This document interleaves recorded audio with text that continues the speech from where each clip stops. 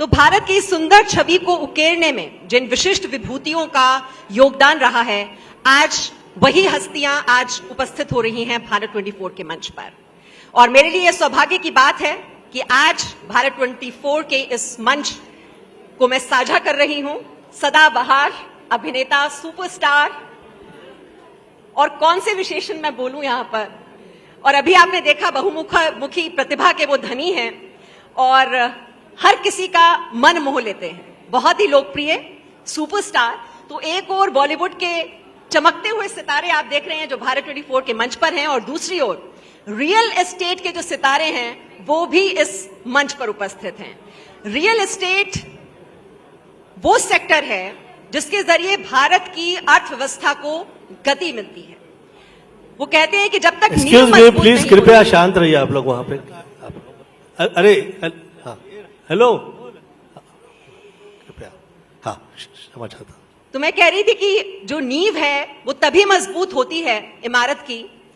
नींव मजबूत हो तो फिर उस पर सुंदर और सशक्त इमारत खड़ी हो जाती है। और इसमें जो योगदान दे रहे हैं रियल एस्टेट सेक्टर से, इस वक्त आप देख रहे हैं हमारे साथ जो मेहमान उपस्थित हैं, सतविंदर सलूजा हैं, डायरेक्टर सलूजा गोल्ड टीएमटी से।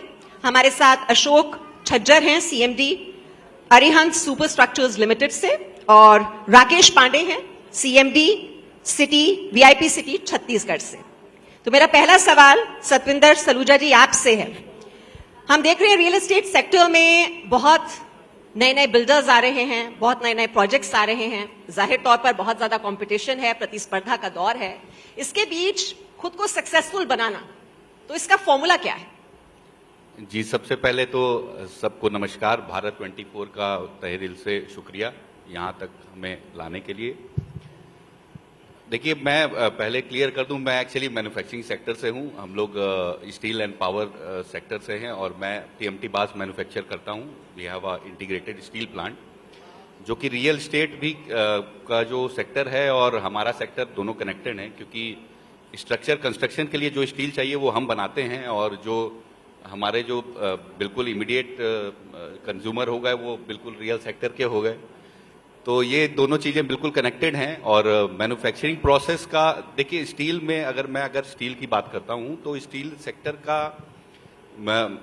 ग्रोथ में, जीडीपी ग्रोथ में तकरीबन 2% का हिस्सा रहता है, जो कि बहुत इंपॉर्टेंट हिस्सा है। इसके बिना काम करना या इसके बिना ग्रोथ को, इंडिया को नए लेवल पे पहुंचाना एक मतलब हम लोग इमेजिन नहीं कर सकते। तो एक मैं मानता हूं कि स्टील सेक्टर का ऑलवेज एक इंपॉर्टेंस, अपनी इंपॉर्टेंस है। चैलेंजेस देखिए हर काम में आते हैं, लेकिन इंपॉर्टेंस जो बरकरार है वो स्टील सेक्टर की बिल्कुल है। और नींव जो रखी जाती है, देखिए आप कोई भी स्टील बनाते हैं, आजकल घर गांव में भी आजकल बन रहे हैं, जो हर घर का सपना जो प्रधानमंत्री मोदी जी का भी है, तो उसको लेकर के लोगों में एक्चुअली काफी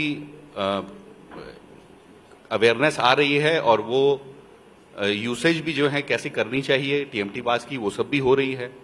तो इसको अगर देखा जाए आगे भी, हमारा इंडिया क्योंकि ग्रोइंग इकोनॉमी है, बहुत बड़ी ग्रोइंग इकोनॉमी है, और जो अभी आगे जो आने वाला टाइम में पूरे वर्ल्ड में बहुत जगह पे रिसेशन का दौर चल रहा है, उसी दूसरी तरफ हम लोग देखें कि इंडिया में काफी तरक्की हो रही है, काफी इंडिया की ग्रोथ काफी मजबूत लेवल पे पहुंच रही है। तो हम लोग भी मजबूती से इसको फेस करने के लिए और इसके जो टेक्नोलॉजिकल चैलेंजेस हैं, टेक्नोलॉजीज हैं, उसको इनहांस करने के लिए बिल्कुल हम लोग भी बिल्कुल आगे बढ़ रहे हैं उसी तरह से।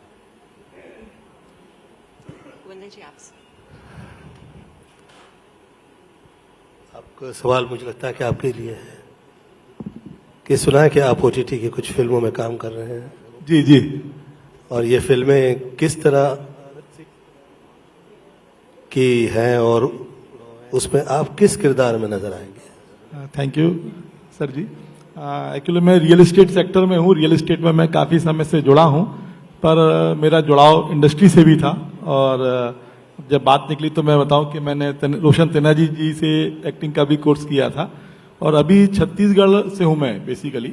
छत्तीसगढ़ में हमारी जो सरकार काफ़ी अच्छा काम कर रही है। छत्तीसगढ़ की जो पॉलिसी है, फिल्म पॉलिसी, उसके ऊपर गवर्नमेंट काफ़ी गंभीरता से काम कर रही है, और उसकी वजह से छत्तीसगढ़ को एक अच्छा प्लेटफॉर्म मिलेगा। उस बात को ध्यान में रखते हुए कुछ चीजें, कुछ मेरे जो कांटेक्ट थे उनका प्लान था कि बॉम्बे से वो छत्तीसगढ़ आए और उन्होंने इस तरह की मूवी और ओटीटी पे काम करने का प्लान किया। जब उन्होंने मुझे बताया तो मुझे लगा एक बहुत अच्छा प्लेटफॉर्म है कि छत्तीसगढ़ के सारे इम्पोर्टेंट जो स्पॉट्स हैं उनको हम, जो ऐसी जगह जहाँ पे शूटिंग की जा सकती है, ऐसी लोकेशन है, उसको हम नेशनल और इंटरनेशनल लेवल पे ले जा सकें। तो उसके तहत मैंने उनसे बातचीत की और फिर एक सिलसिला बना और एक ओटीटी सीरीज वहाँ पे अभी शूट हुई है, जिसमें काफ़ी हिंदी के, बॉम्बे के काफ़ी बड़े बड़े आर्टिस्ट भी काम कर रहे हैं। उसमें 70% आर्टिस्ट छत्तीसगढ़ के भी हैं, तो उससे छत्तीसगढ़ के आर्टिस्ट को भी काम मिलेगा। और हमने कोशिश की वहाँ के जो लोग हैं जो इस फील्ड में काम करना चाहते हैं एज ए टेक्नीशियन, उनको भी काम मिलेगा। और छत्तीसगढ़ का जो इंफ्रास्ट्रक्चर है, होटल इंडस्ट्री को नेचुरली जब लोग आएंगे वहाँ रुकेंगे तो उसकी वजह से इंफ्रास्ट्रक्चर में भी, होटल में भी लोग आएंगे, ट्रांसपोर्ट को भी सपोर्ट मिलेगा। उसको ध्यान में रखते हुए जब मैंने बातचीत की तो यहाँ पर फिल्म का और ओटीटी का स्टार्ट हुआ। उसमें मेरा एक इम्पॉर्टेंट कैरेक्टर है। जो सीरीज है वो एक यूपी का एक कालखंड है, सन 60 से 90 का। वहाँ पे जिस तरह से माफिया एक्टिविटी हुई है, उसमें मेरा जो कैरेक्टर है बाहुबली का कैरेक्टर है। और बाई चांस मैं रियल एस्टेट से जुड़ा हूं तो लोग मजाक में कभी कभी हमको भू माफिया भी कहते हैं, तो मैं उसको बड़ा मजाक में लेता हूं। बट उस फील्ड की वजह से मेरे को कैरेक्टर हुआ। उसमें एक पुलिस का कैरेक्टर था, पुलिस की था अधिकारी एसपी का, और एक कैरेक्टर था बाहुबली का। तो मेरा इंटरेस्ट बाहुबली में था, तो मैंने जब ऑडिशन दिया तो उनको पसंद आया और उसके बाद से तो मेरा गेटअप भी थोड़ा चेंज हुआ है। जो मुझे और जो चीजें आई है मुझे, उसकी वजह से एक चेंज भी आया। उसमें मैं कैरेक्टर कर रहा हूं वो वहां के जितने भी 20-25 साल का जो यूपी के क्रिमिनल्स हैं, और उसमें कुछ छत्तीसगढ़ के भी, उनके द्वारा किए गए अपराध उसको हम एक्सपोज कर रहे हैं। और लेकिन ये अच्छी बात है कि अब उस तरह की घटनाएं हिंदुस्तान में नहीं हो रही है। अब पूरा परिवर्तन आ चुका है, कानून व्यवस्था हर जगह की बदल रही है, बेहतर हो रही है। तो मेरा इंटरेस्ट बेसिकली छत्तीसगढ़ को नेशनल और इंटरनेशनल लेवल पे ले जाने की मंशा थी, उसके तहत ये सिलसिला चालू हुआ है। जी, तो बहुत आप अच्छा लगा आपके साथ ये आपके ये वचन, और खास तौर पे मैं धन्यवाद दूंगा आदरणीय जगदीश चंद्र जी का और जिज्ञासा जी का कि ये इस मंच पे ऐसी आप लोगों की समक्ष में उपस्थिति आई। मैं वाकई धन्यवाद देता हूं इस मंच का, बहुत अच्छा लगा। देखिए, राकेश पांडे जी हालांकि रियल एस्टेट सेक्टर से हैं, लेकिन फिर भी फिल्मों में इतनी दिलचस्पी और उसमें भूमिका अदा करना, और एक और बॉलीवुड के चमकते सितारे अब विद्युत भी हमें ज्वाइन कर रहे हैं। और आपका जो फोकस है वो काफी कलरी पयट्टू को लेकर है कि उसको प्रमोट करना है। तो क्या आपकी योजना है और इसको आप किस लेवल पर ले जाना चाहते हैं और इस पर कैसे वर्क कर रहे हैं? नहीं, कई चीजें तो खुद ही करनी पड़ती हैं। You have to lead by example, ताकि लोग देखें और अगर उनको पसंद आए तो फॉलो करें। बट प्रोफेशनली मैंने एक प्रोडक्शन हाउस शुरू किया है जहां पे मैं फिल्में बनाता हूं, जिसका नाम है एक्शन हीरो फिल्म्स। और मुझसे अक्सर पूछा जाता है कि आप प्रोडक्शन में क्यों घुसे। हमारी इंडस्ट्री में अगर आप बाहर से हैं, किसी छोटे शहर से हैं, जैसे मैंने बताया मेरे फादर आर्मी में थे, सो मैंने रियलाइज किया बॉम्बे में टैलेंट तो बहुत है।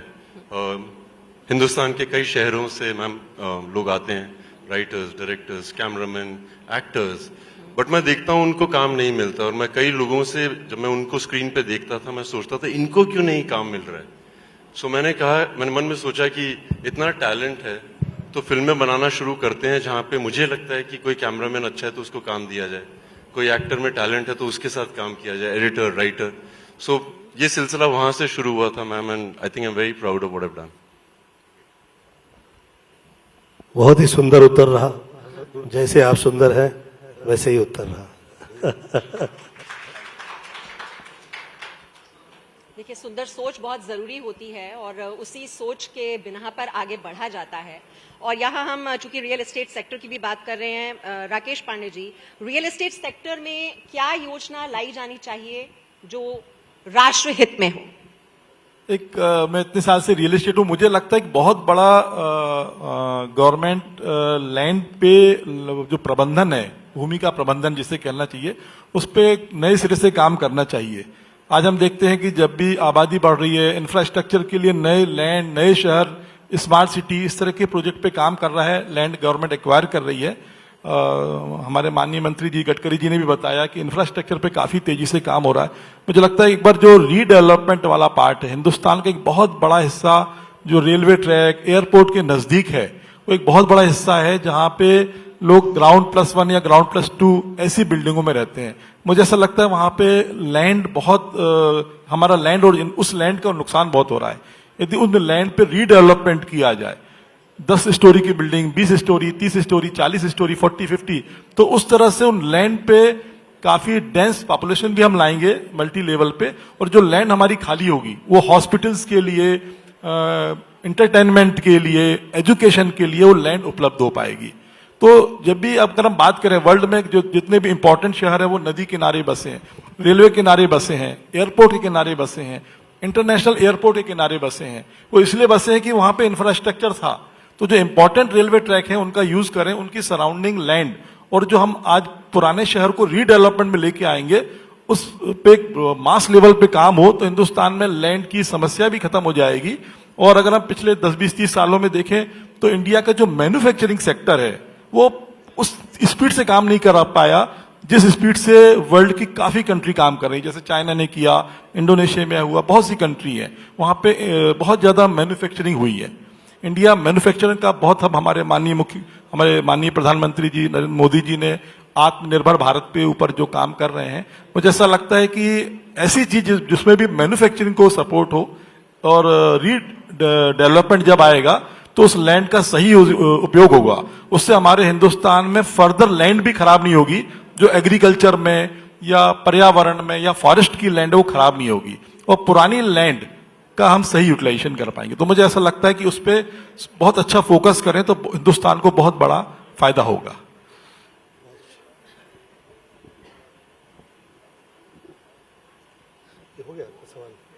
हाँ, आप गोविंदा जी पूछिए। नेक्स्ट जन उद्यमियों को आप क्या संदेश देना चाहेंगे? नेक्स्ट जनरेशन में जो उद्यमी है उन्हें आप क्या संदेश देना चाहेंगे? मैं चाहूंगा कि हिंदुस्तान में मैन्युफैक्चरिंग पे बहुत बड़ा फोकस है। पूरे हिंदुस्तान में जो हमारा एजुकेशन सिस्टम है उसकी वजह से बहुत बड़ा, एजुकेशन के बाद लोगों को जॉब नहीं मिल रहा, काम नहीं मिल रहा। मैन्युफैक्चरिंग सेक्टर में अगर प्रमोट किया जाए तो हमारा जो टैलेंट पूरे विश्व में जा रहा है वो हमारे यहाँ यूज हो, हमारे यहाँ मैन्युफैक्चरिंग में काम आए। और एजुकेशन सिस्टम अगर और इम्प्रूव होता है तो हमारा, अगर हम देखेंगे पूरे वर्ल्ड में हमारे यहाँ के बच्चे पढ़ने जाते हैं, चाइना जाते हैं, अभी यूक्रेन गए, यूक्रेन का आपने एग्जाम्पल देखा, वो बच्चे वापस भी आए जो भी परिस्थितियां हुई। यूएस पढ़ने जाते हैं, यूरोप पढ़ने जाते हैं, लंदन पढ़ने जाते हैं सिर्फ एजुकेशन के लिए। यदि हम अपने एजुकेशन सिस्टम में फैकल्टी, टीचर्स, प्रोफेसर्स को वो लेके आए तो टैलेंट हमारा यहीं रहेगा। हमारा बहुत बड़ा पैसा जो फॉरेन करेंसी जो उन कंट्रीज में जाती है वो बंद होगी, और इंडिया का एजुकेशन सिस्टम होने से जो सेकंड स्टेप है उसके बाद हमारा मेडिकल में अगर काम करेंगे, एजुकेशन आएगा मेडिकल फील्ड में, तो मेडिकल में जो हॉस्पिटल्स हैं पूरा हिंदुस्तान में हम कम कॉस्ट पे ट्रीटमेंट दे सकते हैं। तो मेडिकल टूरिज्म की तरह सेकंड स्टेप हो सकता है। तो पहला मैन्युफैक्चरिंग, फिर एजुकेशन और तीसरा मेडिकल। उससे हमारे हिंदुस्तान में टैलेंट भी रहेगा और इंडिया की जो हमारी फॉरेन करेंसी बाहर जाती है वो रुकेगी। इस पे गवर्नमेंट अगर ध्यान दे रही है, पर मुझे लगता है इसके ऊपर और ज्यादा फोकस किया जाना चाहिए। जी, और अशोक जी, बदलते दौर में क्या लोगों की जो रिक्वायरमेंट्स हैं इस सेक्टर को लेकर, उसमें आप बदलाव देख रहे हैं? रियल एस्टेट सेक्टर में शहरों में एक बड़ा रुझान देखने को मिल रहा है, और खास करके जैसे हम Mumbai, I am a developer from Mumbai, and वहाँ पे लोग हॉरिजॉन्टल डेवलपमेंट पे इंफ्रास्ट्रक्चर जब अब अच्छा हुआ है तो विलाज और बंगलोज में रहने की एक प्रवृत्ति जस्ट लास्ट 3-6 महीनों से काफी जागरूक हुई है।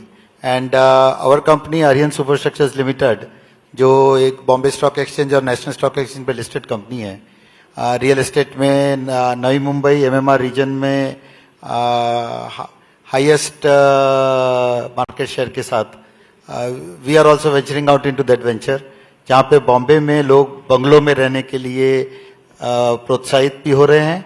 और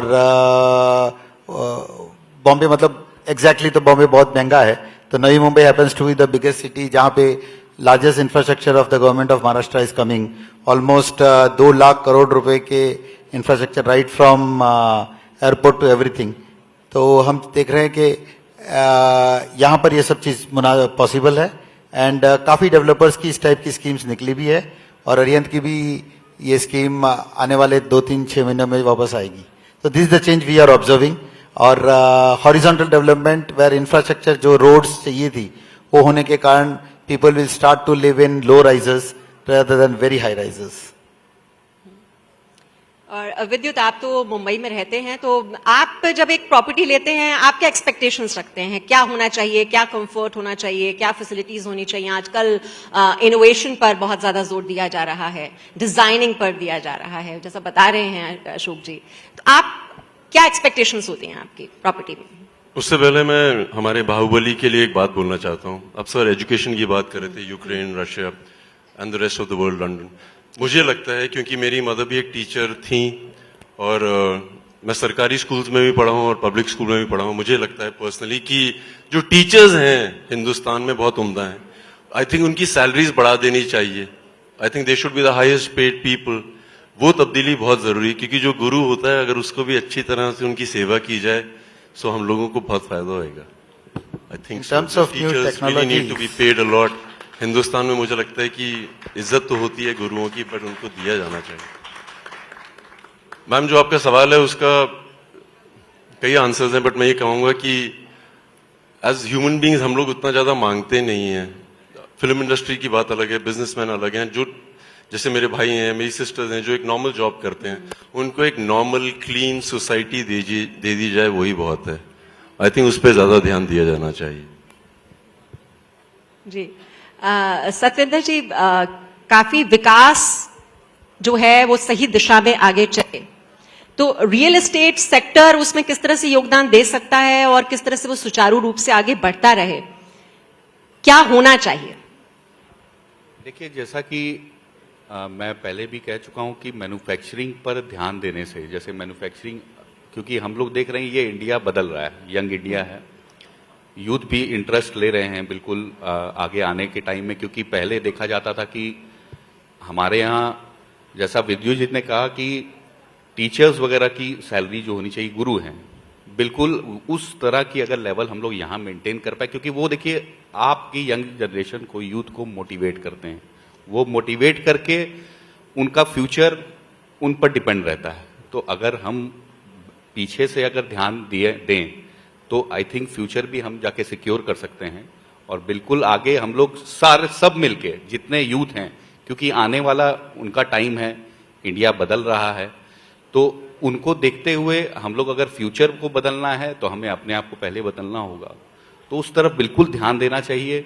और मैन्युफैक्चरिंग सेक्टर्स जो कि ग्रोथ, इंडिया की ग्रोथ तय करते हैं, सारे सेक्टर्स, चाहे आप मेडिकल सेक्टर ले लें, आप कोई भी मैन्युफैक्चरिंग सेक्टर ले लें, रियल इस्टेट वगैरह ले लें, तो रियल इस्टेट वगैरह का देखिए अभी बहुत बड़ा चेंज हम देख रहे हैं कि जो कच्चे मकानों में, रूरल एरिया से मैं बिलोंग करता हूं, मैं झारखंड से बिलोंग करता हूं, तो मैं ये चीजें देखता हूं कि हमारे अगर गांव में देखा जाए तो काफी कच्चे मकान थे कुछ टाइम पहले तक, लेकिन यहाँ बदलाव आने के बाद मैंने काफी स्पीड से परिवर्तन देखा है और इस तरह के बदलाव बिल्कुल आने चाहिए. देखिए, वहां पे अब धीरे धीरे क्या है कि अब स्कूल्स वगैरह की गांव में खासकर वहां पे काफी कमी है, या कच्चे घरों में लोग रहते हैं. लेकिन अब धीरे धीरे अगर उस साइड हम लोग ध्यान दें, अगर मेरा पर्सनल इंटरेस्ट देखिए अब रहता है कि अगर कोई भी एरिया में अगर मैं काम कर पाऊं तो पहले मैं रूरल एरिया से स्टार्ट करूं, फिर मैं सिटी और टाउन में जाऊं वहां पे बड़े बड़े काम करने के. क्योंकि देखिए वो सेक्टर, वो जो एरिया है वो अछूता रह जाता है कई बार, क्योंकि सारे मेट्रोपॉलिटन्स पे ध्यान देते हैं, लोग बसना भी चाहते हैं वहां पे, लेकिन वो सेक्टर बिल्कुल अछूता रह जाता है. तो उस सेक्टर्स पे ध्यान देने की जरूरत है, उस एरिया पर ध्यान देने की जरूरत है जो कि गांव, और वहां धीरे धीरे चेंजेस हम लोग देख रहे हैं. इसी तरह के छोटे छोटे अगर चेंजेस होंगे तो बिल्कुल काफी फर्क पड़ेगा इंडिया में डेवलपमेंट में. थैंक यू सो मच, बहुत अच्छा है जवाब आपका. वैसे आपसे एक और मेरा सवाल था मैन्युफैक्चरिंग सेक्टर से ही जुड़ा हुआ, कि हमारी जो डिपेंडेंस है, निर्भरता अभी भी चीन पर बहुत है. हम कहते हैं कि हमें बहुत कट डाउन करना है. इस कोरोना काल में आपको लगता है कुछ बदलाव देखने को मिला है, और उसके बाद अब हम वो कट डाउन कैसे कर सकते हैं अपनी निर्भरता चीन पर? बिल्कुल, ये बहुत एक्चुअली इम्पोर्टेंट क्वेश्चन था। मुझे अच्छा लगा आपने ये यहाँ पे उठाया इस चीज को। ये देखिए, इस जो कोरोना आने के बाद हमें एक्चुअल रियलाइज हुआ कि हमारा फ्यूचर, अगर हम फ्यूचर की बात करते हैं तो हमारा फ्यूचर कभी भी बदल सकता है। हम सिक्योर नहीं है किसी भी तरह से, तो हमें अपने प्रेजेंट पे पहले काम करना पड़ेगा। पहले अपने प्रेजेंट पे काम करना पड़ेगा। जितनी इंपोर्ट हम लोग चाइना से कर पा रहे थे, मेक इन इंडिया प्रोग्राम से जो हमें भी देखने को मिला, मेक इन इंडिया जो इंडिया का न्यू इंडिया का विजन है, मेक इन इंडिया प्रोग्राम से ये अटैच करके कोविड आने के बाद जब हमें इंपोर्ट सेक्टर में जब हम इंपोर्ट नहीं कर पा रहे थे क्योंकि बहुत सारे चैलेंजेस फेस करने पड़ रहे थे, तो हमें पता लगा कि नहीं, हमें इंपोर्ट करने की कोई जरूरत है भी नहीं। यहाँ पे इंडिया में सफिशिएंट मिनरल्स अवेलेबल हैं, सफिशिएंट चीजें अवेलेबल हैं, थोड़ी सी ध्यान देने की जरूरत है। तो इंपोर्ट को कम करने के लिए अभी मैंने देखा कि सरकार ने कुछ इंपोर्ट ड्यूटीज बढ़ाई, तो हमें वहां से सामान ना ला करके हम एक्सपोर्ट की तरफ ध्यान देने लगे।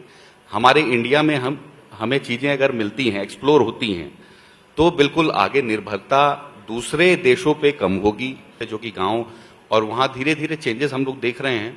इसी तरह के छोटे छोटे अगर चेंजेस होंगे तो बिल्कुल काफी फर्क पड़ेगा इंडिया में डेवलपमेंट में। थैंक यू सो मच, बहुत अच्छा है जवाब आपका। वैसे आपसे एक और मेरा सवाल था मैन्युफैक्चरिंग सेक्टर से ही जुड़ा हुआ, कि हमारी जो डिपेंडेंस है, निर्भरता अभी भी चीन पर बहुत है। हम कहते हैं कि हमें बहुत कट डाउन करना है। इस कोरोना काल में आपको लगता है कुछ बदलाव देखने को मिला है, और उसके बाद अब हम वो कट डाउन कैसे कर सकते हैं अपनी निर्भरता चीन पर? बिल्कुल, ये बहुत एक्चुअली इम्पोर्टेंट क्वेश्चन था। मुझे अच्छा लगा आपने ये यहाँ पे उठाया इस चीज को।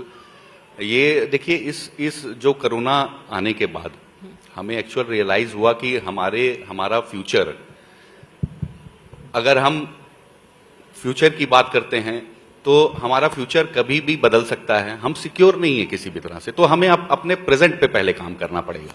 पहले अपने प्रेजेंट पे काम करना पड़ेगा। जितनी इंपोर्ट हम लोग चाइना से कर पा रहे थे, मेक इन इंडिया प्रोग्राम से जो हमें भी देखने को मिला, मेक इन इंडिया जो इंडिया का न्यू इंडिया का विजन है, मेक इन इंडिया प्रोग्राम से ये अटैच करके कोविड आने के बाद जब हमें इंपोर्ट सेक्टर में जब हम इंपोर्ट नहीं कर पा रहे थे क्योंकि बहुत सारे चैलेंजेस फेस करने पड़ रहे थे, तो हमें पता लगा कि नहीं, हमें इंपोर्ट करने की कोई जरूरत है भी नहीं। यहाँ पे इंडिया में सफिशिएंट मिनरल्स अवेलेबल हैं, सफिशिएंट चीजें अवेलेबल हैं, थोड़ी सी ध्यान देने की जरूरत है। तो इंपोर्ट को कम करने के लिए अभी मैंने देखा कि सरकार ने कुछ इंपोर्ट ड्यूटीज बढ़ाई, तो हमें वहां से सामान ना ला करके हम एक्सपोर्ट की तरफ ध्यान देने लगे। हमारे इंडिया में हमें चीजें अगर मिलती हैं, एक्सप्लोर होती हैं, तो बिल्कुल आगे निर्भरता दूसरे देशों पे कम होगी जी। और जो कि सबसे बड़ा चाइना का जो सबसे बड़ी इंडस्ट्री, वहां पे सबसे आज के दिन में नंबर 1 स्टील मैन्युफैक्चरर है चाइना। हम लोग सेकंड लार्जेस्ट स्टील प्रोडक्शन, क्योंकि इससे पहले हम लोग 2 साल पहले तक थर्ड लार्जेस्ट होते थे, लेकिन ये 2 सालों में हमने काफी तरक्की करके हम लोग सेकंड लार्जेस्ट पे आए हैं स्टील मैन्युफैक्चरिंग में। तो चाइना एक स्टील मैन्युफैक्चरिंग में सबसे आगे, और एक टॉय मैन्युफैक्चरिंग, बच्चों के जो खिलौने बनाते हैं छोटे छोटे, ये सब चीजों में बहुत आगे रहा है। तो ये चीजों को बिल्कुल हमने अभी जो पिछले 3 साल में हमने देखा कोविड के बाद, वहां से जो, क्योंकि आपको ट्रांसपोर्टेशन की प्रॉब्लम होने लगी, सब चीजें बंद हो गई, लॉकडाउन हो गई, तो यहाँ पे लोगों ने एक्सप्लोर करना स्टार्ट किया और लोगों ने सोचा कि भाई हम अगर दूसरे देशों पे डिपेंडेंट होंगे, उससे अच्छा हम यहाँ मैन्युफैक्चरिंग अपॉर्चुनिटीज क्रिएट करें और यही चीजों को बना करके यही कंज्यूम करें। तो ये चीजें बहुत अच्छी हैं कि हमारा जो दूसरी कंट्रीज की तरफ जितना हम लोग डिपेंडेंट होते हैं, वो अब सिनेरियो काफी चेंज हो रहा है कोविड के बाद, और ये बिल्कुल होना चाहिए। इंपोर्ट पे डिपेंडेंट ना होके हमें एक्सपोर्ट की तरफ ध्यान देना चाहिए, और आई थिंक गवर्नमेंट इसको प्रमोट भी कर रही है, और बिल्कुल इसी तरह से हम लोग आगे बढ़ सकते हैं। जी, एक तो मेक इन इंडिया पर बहुत फोकस हो रहा है, और दूसरी बात हो रही है एक डिजिटल इंडिया की। और विद्युत, आपकी फिल्म जो है वो डिजिटल मंच पर ही रिलीज हुई। Would we say that now digital is going to be the future now? Ma'am, future तो ऑलरेडी हो ही गया है। वो like anything that is doing well in the that's the happening medium now. जी। सो अच्छी बात क्या है कि जो आज के बच्चे हैं, जैसे मेरा नेफ्यू भी है, या 5 या 6 साल के बच्चे हैं, उनको लैपटॉप कंप्यूटर तो ऐसे चलाना आता है जैसे हमें लगता है कि क्या कमाल हो गया, बट वो फ्यूचर है। So I think the new generation is already a part of it. हम लोगों को वहां पहुंचने की जरूरत है। हम लोग पीछे रह चुके हैं, वो जो युवा पीढ़ी है वो आगे जा चुकी है। So I think it's great. But एक और बात ऐड करनी थी, ये पैंडेमिक के दौरान जब सब कुछ बंद हो गया था तो मैंने एक चेंज देखा था। लोग बहुत अच्छे हो गए थे एक दूसरे की तरफ, लोगों ने बहुत मदद की थी एक दूसरों की। मैं अपनी बात भी बता सकता हूँ कि किसी को अगर सिलेंडर की जरूरत थी तो मैं कहीं ना कहीं फोन करके किसी को दिला देता था। बट जो मैंने एक चेंज देखा है, after everything got a little okay, लोग वैसे ही हो गए हैं पुराने, मदद नहीं कर रहे हैं। आई थिंक ये तब्दीली भी लाना जरूरी है कि वही बनना है, सबकी मदद करनी है। I think that's the change we should work towards also. Very true. मुझे ऐसा लगता है कि मैं क्षमा चाहता हूँ, सवाल पूछा नहीं गया है, परंतु मुझे ऐसा लगता है कि मुझे जो पता है कम से कम उसे डिस्कस करना बड़ा जरूरी है। ये जो OTT प्लेटफॉर्म जो आया है, ये एक तरह से ये इसकी आवश्यकता हो गई, एक नया मंच प्रदान करे जाए, क्योंकि जिन्हें मंच मिला हुआ था वो मार्केट में सामान नहीं बेच पा रहे थे। आप उन्होंने मार्केट खरीद ली थी और ये सोच लिया था कि अगर मार्केट ही हम खरीद लेंगे तो सामान बेचने के लिए जो आएगा वो तो हमारी अपनी मंशा पे है कि हम उसे सामान रखने दें या ना दें, क्योंकि मैं उसका भुगता हूं। मुझे मेरी फिल्म रिलीज होने नहीं दी गई थी, तो 156 फिल्म रिलीज करने के बाद जब मुझे थिएटर नहीं मिले, उन थिएटरों से जिन्होंने वर्षानुवर्ष मेरी पिक्चरों से पैसा कमाया, मैं उन्हें पैसे दे रहा था, भाड़ा दे रहा था। उनके पैसे देने के बावजूद वो 3-4 दिन में कहीं लंदन जा रहे हैं घूमने, कहीं यहां जा रहे हैं, वहां जा रहे हैं, कि गोविंदा को सवालों का जवाब न देना पड़े, पता नहीं आगे क्या सवाल पूछ लेगा, तो भाग गए। तो ऐसे बहुत से आर्टिस्ट हैं, मुझे ऐसा लगता है, क्योंकि ये मंच प्रदान न किया जाए, ये तो पुरुषत्व ही नहीं है। डर की हद होनी चाहिए किसी प्रकार की, और व्यापार के अंदर हर किसी को एक जगह मिलनी चाहिए कि वो जो उसकी दिल की इच्छा है वो कहे, आप स्वीकारें या उसे न स्वीकारें, परंतु वो कहे तो सही। तो वो उस वक्त मुझे मंच नहीं जिस वक्त मिला, तो मैं बहुत मंदिर गया और मैंने माई से प्रार्थना की कि माई ऐसा तो एक मंच आए जहां पे हर किसी आर्टिस्ट को एक कम से कम मंच तो प्रदान किया जाए, जो वो कहा जाए। उसके बाद में ये OTT बाहर निकला है, तो मुझे लगता है मेरी पूजा प्रार्थनाओं का ये मुझ पे कृपा हुई है कि हम लोग ये मंच जो नए देख रहे हैं अब, क्योंकि सरस्वती में मैंने देखा है कि जब किसी ने ये आपकी जो लक्ष्मण रेखा है कि आपका काम बिजनेस है, ये आपका काम ये जो है आर्ट है, ये आपका काम ये है कि if you are not politician जो है वो काम तो हर आदमी से जुड़ा हुआ है, उसे आप रोक टोक नहीं कर सकते, परंतु जो एक कला के विषय से जुड़े हुए लोग हैं वो कल्पना लेकर आ जाते हैं, और वो कल्पना के लिए जगह तो मिले, ये बहुत महत्वपूर्ण है। तो उस वक्त मैं तो कहता रह गया, वर्षानुवर्ष मैं आवाज लगाता रह गया, किसी विशेष व्यक्ति की तरफ से आवाज नहीं आई लौट के। ऐसा ही समय होता है जिस वक्त आवाज आगे से नहीं आती, वहां से आ जाती है। तो मुझे लगता है कि वो आवाज आई है और ये बहुत अच्छा हुआ है, ये बहुत कृपा हुई है कि अब किसी आर्टिस्ट के लिए रोक टोक नहीं है, ये बहुत अच्छा है। और ये जो डिजिटल वर्ल्ड आया है, ये मुझे लगता है कि ये इसी पे भी किसी प्रकार के ग्रुप का अगर नियंत्रण या ये कह लीजिए दबाव या उसे खरीद ही लिया जाए कि भाई मार्केट ही हम खरीद लेंगे, तो जिसे चाहे उसे बढ़ा देंगे, उनकी संख्या दिखा देंगे या दिखा देंगे आपने पैसा कमाया और इस व्यक्ति से ये कमा नहीं पाया, तो उसमें खेला होने के बड़े चांस है। तो उस पे जैसे नरेंद्र मोदी जी के, आदरणीय नरेंद्र मोदी जी के समय में इस वक्त देश में जो है ये सब लोग एक्सपोज हुए हैं और इन्हें पता भी चला है कि भैया बहुत सी चीजें ऐसी हो रही हैं जिसमें आर्टिस्ट लोगों के दबाव आ रहा है। इनफैक्ट मुझे लगता है कि अब आर्टिस्ट कमाल निकलेंगे, और ये जो सोशली ये लोग जो थोड़ा बहुत दबाव डाल रहे हैं, ये दबाव तो निकल जाएगा, परंतु आर्टिस्ट लोग को समझ में आ जाएगा कि भैया हम लोग इस तरह से अपना व्यवस्था बनाएंगे कि आगे हमें प्रॉब्लम ना आए। जिनमें पोटेंशियल है, संभावनाएं आगे बहुत ज्यादा हैं, आगे नीचे के वर्ग से ऊपर आएंगे। हम जैसे जो लोग जो लोकल ट्रेन में धक्के खाते थे वो हम लोग स्टार हो गए। उस वक्त एक दैवी कृपा हुआ करती थी जो इन सभी पे नियंत्रित किया करती थी। अब ऐसे बहुत सारे लोग आ गए, किसी व्यापारी ने सोच लिया कि भैया इतने थिएटर तो मैं ही खरीद लूंगा, देश में थिएटर कितने हैं भैया, लीजिए आप उनके ही अधीन हो गए। अब ऐसा थोड़ी ना चलता है। मुझे ऐसा लगता है कि ये जो हुआ है बहुत कमाल हुआ है, और ये जो OTT का निकला है और डिजिटल निकला है, ये हम आर्टिस्ट लोगों पे ऊपर वाले ने कृपा कर दी है, मुझे ऐसा लगता है। ये थोड़ी सी डायरेक्शन बदल गई। अशोक जी आपके सवाल का इंतजार कर रहे हैं। Just to add to this ma'am, जी। जितने भी लोग Sure. देख रहे हैं, जितनी भी यंग जनरेशन है, आई थिंक OTT के आने से एक बहुत बड़ी बात और बहुत बढ़िया बात ये हो गई है कि अगर आप में टैलेंट है और आप हिंदुस्तान के किसी भी शहर में हैं, छोटे से छोटे, बड़े से बड़े, आप में टैलेंट है किसी भी तरह का, आप मुंबई आइए, दिल्ली आइए, अपनी किस्मत आजमाइए, आपको जरूर चांस मिलेगी। OTT का एक बहुत फायदा ये भी है।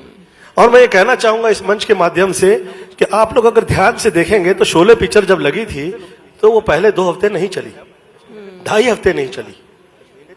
इस देश की जो बहुत बिगेस्ट हिट्स है, वो सब फिल्में जो हैं वो पहले 2-2.5 हफ्ते नहीं चली हैं। परंतु ये थिएटर वाले ऐसे कर रहे थे कि एक पिक्चर अगर 4 दिन 5 दिन थोड़ा ऊपर नीचे हुआ, हमारे पैसे लगे हुए, हम पैसे से देखेंगे, तो पैसे से सरस्वती की आप नहीं, आप उसकी उपासना कर रहे हो तो उसका तौल कैसे करेंगे आप? पैसे से नहीं करेंगे। वो जिस वक्त उगम जहां से निकलेगा वहां से निकलेगा, और जहां से वो टॉप पे आएगी तो जो व्यक्ति आपको पैसा दे रहा है कम से कम उसे तो आप उपस्थिति देने दें। तो मुझे ऐसा लगता है कि ये बहुत कृपा हुई है कि यहाँ पर किसी की उपस्थिति पर अभी रोक टोक नहीं है। और मैं ईश्वर से प्रार्थना करता हूं कि अगर किसी ने ये सोचा है कि वो OTT खरीद लेगा या वो मंच भी खरीद लेगा और आगे किसी के देगा नहीं, तो साला मैं कम से कम ईश्वर से इतना तो प्रार्थना करूंगा कि वो व्यक्ति जो है उसको ये समझ में आए कि किसी दिन उसकी आत्मा और उसके शरीर पे भी उसका हक नहीं है, एक दिन वो भी अलग हो जाएंगे। तो ये लोगों को बंदिश करने की ये जो बीमारी है, इससे लोग बाहर निकले, कम से कम सरस्वती पे तो नहीं करें जी। क्योंकि वो दैविक है। जो अभ्यास आपका नहीं है, जो आपका विषय नहीं है, उसमें आप हस्तक्षेप ना करें, ऐसा मेरा सुनना। हाँ, लेडीज लोग कर सकती है, उन्हें समझ में आता है, वो अपने घर में ही पूछ लें किसी लेडी से कि मुझे ऐसा करना चाहिए कि नहीं करना चाहिए, ऐसा मेरा सोचना है। वो घर में पूछेंगे, वो डांट लगाएगी कि तुम ऐसा नहीं करो। Don't stop nobody's work, don't stop nobody's bread butter, don't stop. किसी से आप ऐसा काम कभी नहीं करें कि उसका घर परिवार आपके वजह से बर्बाद हो जाए, ऐसा नहीं कभी करिए।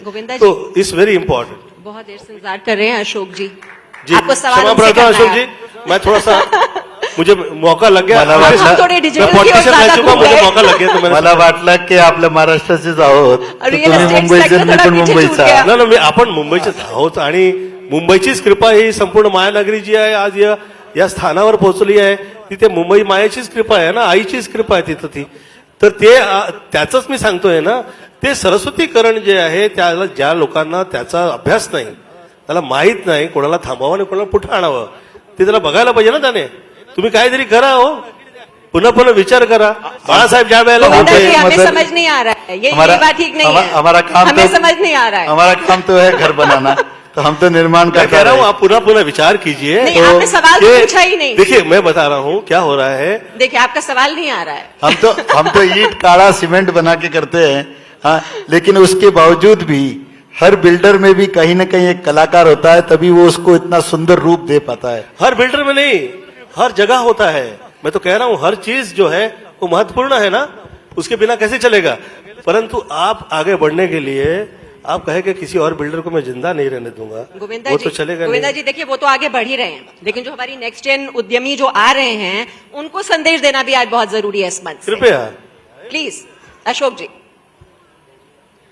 वेल, आज की नेक्स्ट जनरेशन तो अपने आप में खुद ही बहुत ही स्वावलंबी है, और मुझे नहीं लगता कि उन्हें, जो हमारी पीढ़ी थी, उनको एक दिशा की जरूरत पड़ती थी, और आने वाली पीढ़ी को किसी तरीके की बहुत डिटेल दिशा की जरूरत नहीं है. वो खुद ही as an entrepreneur, as an job seeker एक अपना रूट खुद बनाता है. तो मैं तो बहुत बदलाव देख रहा हूं नई पीढ़ी के अंदर, और अनडाउटली वो हर व्यक्ति से प्रेरणा लेता है जो सक्सेसफुल है, चाहे गोविंदा जी हो, चाहे मुकेश जी अंबानी हो, या हर क्षेत्र के अंदर के.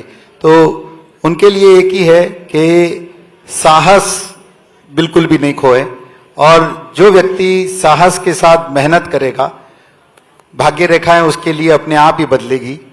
दोनों चीजों को ध्यान में रखते हुए अगर जो भी व्यक्ति, जो भी बच्चे, जो नेक्स्ट जनरेशन बड़ी ईमानदारी से और बड़े बड़े ध्यान से अगर कोई भी मेहनत करेगा तो he can really build up an very good empire. हाँ, ये जरूरी है कि स्केलेबिलिटी के लिए बनाना बहुत आसान है, बट बनाने के बाद में उसको बड़ा करना, जी। तो स्केलेबिलिटी के लिए जो जरूरत है वो है गवर्नेंस की, वो है प्रोफेशनलिज्म की, वो है डेलीगेशन की। तो जब जब वो एक लाला से एक कॉर्पोरेट की तरफ बढ़ने की कोशिश करेगा तो उसने सोचना है कि क्या मुझे लाला कंपनी रहनी है या मुझे कॉर्पोरेट रहना है। तो अगर कॉर्पोरेट रहना है तो उसको सिस्टम्स, प्रोसेसेस, गवर्नेंस, प्रोफेशनलिज्म इस दिशा को अपना के साथ में चलना पड़ेगा। चलिए, नई पौध तो अब तैयार देखिए, हो रही हम है। तो मैं तो कह रहा हूं कि साहस तो हम हमारी अपनी तरफ से तो कभी नहीं खोएंगे, ये पक्का तो तय है। ऐसा होता नहीं तो हम तो हीरो होते ही नहीं। हाँ, तो कृपा तो है ही है, परंतु आप लोग का सहयोग बहुत महत्वपूर्ण है ना। नहीं, आपने जो कहा ना कि हमने तो कहा ना कि हम तो ईंट, काड़ा और सीमेंट, तो जो सबसे एकदम ही लेबर क्लास चीज होती है ना, उसको फिर ढो ढो के कहीं ना कहीं एक सुंदर घर आपका निर्माण करते हैं। हाँ, करना चाहिए ना, चलिए, करना भी नए चाहिए। नए भारत की मजबूत बुनियाद आपने तैयार कर दी और उस पे अब शानदार इमारत जरूर खड़ी हो जाएगी। और इसी जो पॉजिटिव जो नोट आपने पर बोला ना कि जो काम करने के लिए अगली जनरेशन के लिए क्या मैसेज है, तो बात करते करते मैंने कहा कि लोगों में काम करने के लिए फोकस करें। जब हम कोई आज मार्केट में, व्यापारी में, बिजनेस सेक्टर में जब बात करते हैं तो एक मेजरमेंट होता है, अंबानी जी जैसा बनना है, अंबानी जी को देख क्या किया हम वैसा करें। वैसे ही गोविंदा जी के बारे में होता है, आप बात कर रहे हैं अवार्ड की, आप बोल रहे, आप अपने आप में एक ऐसा स्केल है। आज हिंदुस्तान में जब कोई भी डांस करता है तो बोला जाता है अरे ये तो गोविंदा जैसा कर रहा है। आप अपने आप में अवार्ड का अपने आप में एक स्केल, एक मेजरमेंट है जो किसी अवार्ड से बहुत चलिए, बहुत बहुत शुक्रिया आप सभी का, बहुत बहुत शुक्रिया। बहुत बहुत धन्यवाद।